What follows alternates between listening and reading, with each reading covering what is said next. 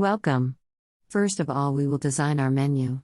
This is slider menu with 6 menu items and a logo. Now let's keep only 2 for demo. Now let's open Designer in App Inventor 2. Add one horizontal arrangement and name it as nav screen. Set horizontal alignment to right as highlighted in right corner, and set other parameters as shown. Drag to canvas, and name it as menu drawer and menu rest. Then add 4 image sprite to menu drawer. 2 for menu items. 1 for logo. And 1 for menu background. OK. Now select menu drawer. Set height to fill parent, and width to 570 pixels. Let's go to our first image sprite. Set height and width of the image sprite as per our home button. Assign highlighted image of home button to menu home. Yellow image, not white one. Because app will start with home screen, and here yellow image indicates current screen. Set Z equals 2. So we can keep button on upper layer. For next button we will do same thing.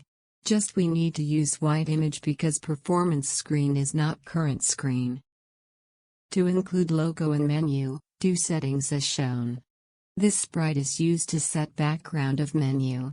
Set all parameters as mentioned. Kindly pay more attention to green highlighted parameters, and, for menu rest canvas, we will set width to 20%. Congratulations, our design is ready. We need to add 2 functions to our menu. First, open menu using button. Second, close it after selection or just close it.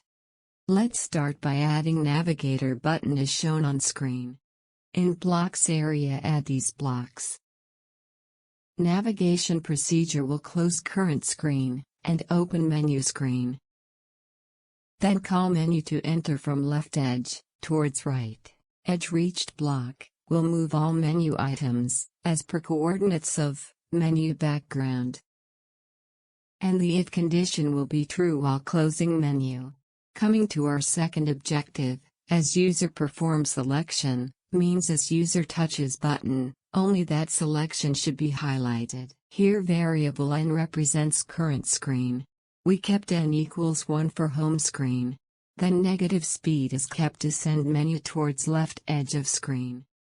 Condition mentioned in edge reached block will become true, and screen will be opened, as per selection. What if user want to close menu without performing selection?